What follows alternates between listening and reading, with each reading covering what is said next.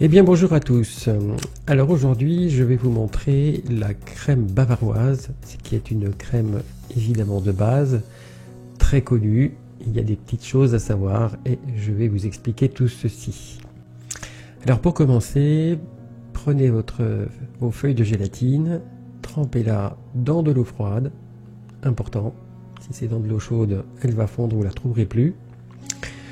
Ensuite, mettez le lait dans votre casserole, préparez la gousse de vanille. Voilà, ensuite vous la fendillez tout du long. Et ensuite, il n'y a plus qu'à racler les petites graines de vanille qui sont à l'intérieur pour en enlever le maximum. Et ensuite, vous mettez votre gousse tout entière dans le lait pour que cela s'infuse le plus possible.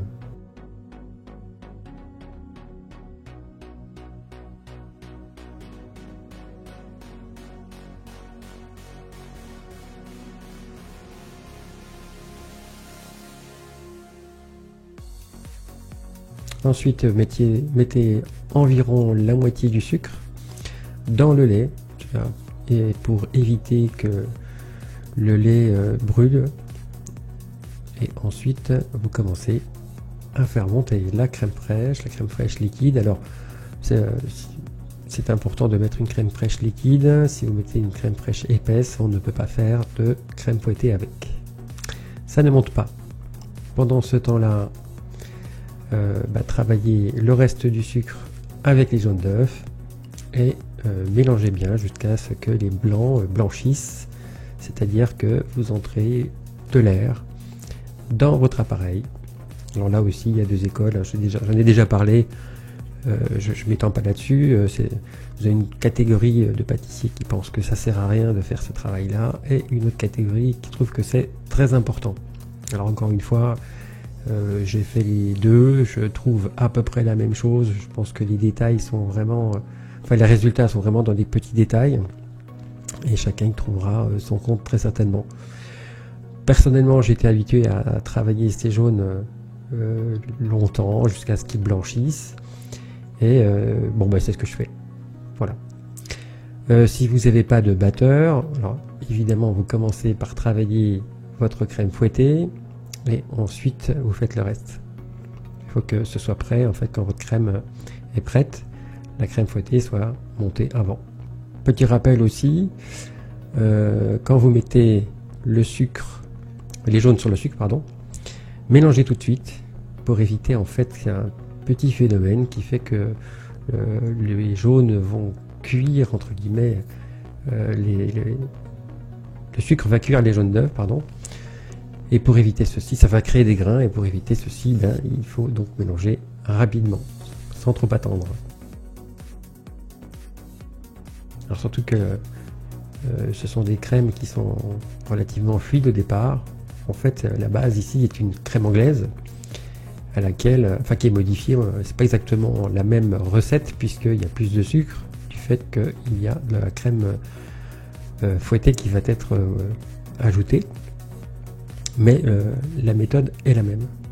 Alors un point important aussi, c'est une crème qui n'a pas de farine, ce qui fait que c'est une crème qui ne supportera pas d'aller à 100 degrés, donc on ne la fait pas bouillir.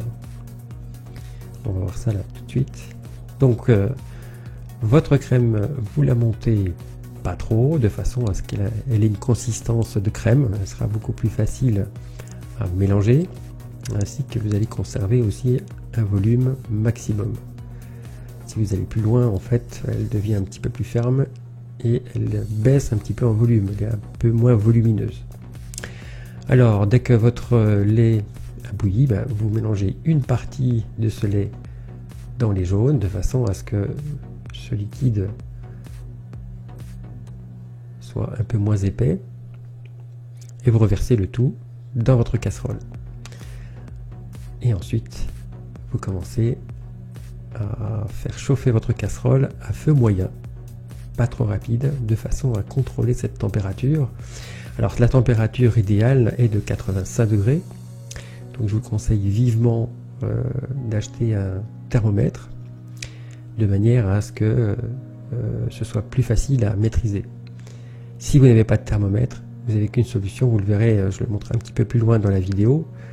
Vous faites ce qu'on appelle une cuisson à la nappe. Nos anciens pâtissiers qui n'avaient pas de thermomètre faisaient comme ceci, c'est-à-dire que vous allez vous rendre compte que votre crème va épaissir un petit peu, très légèrement, et quand vous prenez votre cuillère en bois et vous faites un trait, eh bien ce trait doit rester net, pas de coulure, et ça démontre que la cuisson est bonne. Alors évidemment ça nécessite un peu de pratique, et quand on débute, eh bien c'est problématique, on va souvent beaucoup trop loin, et les jaunes se séparent du lait, et la crème est ratée, c'est irrattrapable. Ou de la farine de maïs, la maïzena, vous faites une crème pâtissière. Cette crème bavaroise, en fait, elle est calquée sur quelque chose qui ressemble en fait à une crème pâtissière. Mais c'est beaucoup plus léger du fait qu'il n'y a pas justement ce liant. Et ce liant va précisément nous faire un petit peu défaut dans cette cuisson. Donc pour ceci, vous le montez à 85 degrés, voilà, vous le mettez sur le côté. Alors, ça monte encore en température, alors il faut vraiment se méfier parce que ça risque de gêner votre crème, de toujours mélanger donc hors du feu. Généralement ça redescend un petit peu et on remonte très légèrement les 2-3 degrés qui manquent. Voilà, je trace un trait et vous voyez, ça ne coule pas, elle est bien cuite. C'est essentiellement le point délicat de cette crème. Vous pouvez tout rater, donc méfiez-vous. C'est vraiment quelque chose d'important, la cuisson. Une fois que vous maîtrisez la cuisson, il n'y a plus de souci. Mais le point vraiment délicat, c'est celui-là. Alors ensuite, donc enlever l'excédent d'eau dans la gélatine et verser le tout dans la crème. Donc la gélatine, ça fond assez rapidement, à 35 degrés, ça fond. Voilà, donc il suffit donc de tout mélanger et de mettre au froid. Alors vous pouvez le mettre soit au réfrigérateur si vous avez le temps, ou au congélateur si vous avez un peu moins de temps, c'est ce que je fais ici, de le mettre au congélateur. Alors c'est intéressant en fait de le mettre au congélateur d'un point de vue microbiologique, puisque en fait, comme c'est une crème qui n'est pas cuite, qui n'est pas stérilisée, on n'a pas pu monter à 100 degrés, et bien le fait de la mettre au frais, un froid intense, ça fait un deuxième choc thermique. Et ce choc, en fait, ça permet d'éviter que les microbes soient sur un terrain favorable. Voilà. Alors ensuite, enlevez donc la vanille. Il faut que votre température globale soit d'environ 20-25 degrés, pas plus de 25. Et ensuite, on va mélanger en 3 fois la crème fouettée de manière à obtenir une crème qui soit très légère, très onctueuse aussi. Alors comme je voulais simplement vous montrer une crème de base importante, j'ai pris des verrines. Ça va très bien, c'est très simple. Vous pouvez faire des petits desserts très sympathiques lors de repas entre amis, famille et autres évidemment. Et il suffit donc de les mettre au congélateur, de les sortir la veille, comme ça revient très doucement, très lentement, ou le matin pour le soir par exemple. Vous le mettez au frais et ensuite vous pouvez mettre par exemple des fruits, enfin ce que vous voulez. Ça permet d'avoir une base de travail faite un petit peu à l'avance. Ça peut justement vous alléger lors d'un repas qui va vous demander en lui-même des préparations peut-être longues, importantes. Donc c'est une manière en fait de s'avancer dans le travail tout en ayant une qualité de travail. Ça se congèle très bien du fait qu'il y a de la matière grasse dans la crème, et tout ce que vous congelez avec de la matière grasse justement, eh bien c'est le gage de la réussite.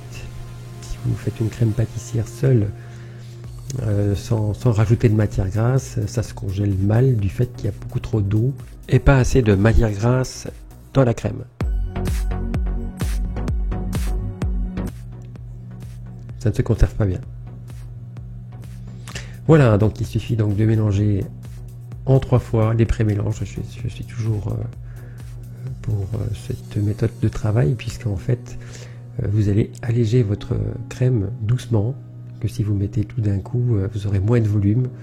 Chaque bulle d'air prise à l'intérieur de la crème risque d'éclater, donc c'est pour ça que ne la montez pas trop vite, montez-la moyennement, et ensuite vous voyez, elle n'a pas de grosses bulles d'air. Ça se voit du fait que quand vous faites de la chantilly par exemple, et puis que vous le faites un petit peu fort, enfin crème fouettée c'est pareil, le sucre en moins, et vous obtenez donc quelque chose de très fin. Et vous voyez, si la crème était plus épaisse, il faudrait donc mélanger plus longtemps. En mélangeant plus longtemps, les bulles d'air éclatent et automatiquement vous avez moins de volume. Sur des quantités plus importantes, vous pouvez faire 2-3 verrines de moins par rapport à un mélange qui est fait avant, enfin un mélange qui soit plus onctueux. Donc dans ce genre de crème, ne montez jamais trop votre crème fouettée pour que vous puissiez les mélanger plus facilement, et on obtient une texture d'ailleurs crémeuse, alors qu'on n'obtiendrait pas autant de volupté et de quantité si vous allez trop loin. Autant c'est différent si vous faites de la chantilly, automatiquement là vous avez intérêt à aller plus loin parce que vous allez devoir pocher, et à ce moment-là il vaut mieux la travailler plus longtemps. Voilà, vous voyez, c'est assez fluide, hein, on ne peut pas faire ça à la poche. Voilà, et vous remplissez les petites verrines. Alors si vous faites des entremets, alors évidemment ces entremets avec des cercles à entremets, petits ou individuels ou grands, de façon à ce que ça coule à l'intérieur. On peut créer comme ça des disques que l'on congèle, que vous pouvez utiliser ensuite dans des entremets différents. On peut faire par exemple un chocolat vanille, préparer votre mousse chocolat, et ensuite vous prenez un disque congelé de bavaroise vanille que vous insérez, ça fait un insert, pour vos entremets. Voilà, cette vidéo je voulais la traiter un petit peu différemment puisque c'est une base de la pâtisserie importante. Après il y a plein d'autres recettes de crème bavaroise mais qui peuvent être plus ou moins modifiées, plus de sucre, plus de jaune, moins de jaune, de manière à créer des différences, mais le principe de base c'est celui-là, et c'est ce que je voulais montrer pour que ce soit bien compris.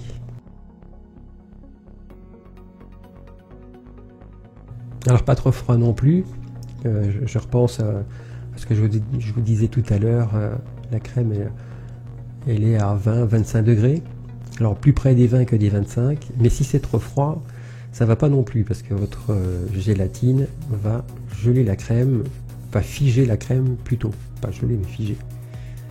Voilà, donc pour pouvoir la travailler intégralement, il vaut mieux pas, évidemment, que ce soit trop froid, comme trop chaud, tout fond, elle devient beaucoup trop fluide, et vous perdez les microbules qui sont importantes pour avoir une crème qui soit légère. Voilà, une fois que donc, tout est rempli, il suffit donc soit de les mettre au réfrigérateur si vous voulez donc les manger tout de suite ou le lendemain. Ne les pas au-delà, cette crème perd un petit peu de goût du fait que ça reste trop longtemps dehors. Et en congélation, donc ça tient facilement plusieurs mois. Alors là aussi, je dis plusieurs mois, c'est vrai, c'est faux. 15 jours, ça perd absolument rien. Au-delà, un mois, c'est très bien. Les conserver plus longtemps, ça se conserve, mais la congélation a tendance à dessécher un petit peu les produits. Voilà. Je vous souhaite une très bonne journée et à très bientôt pour une prochaine vidéo. Salut!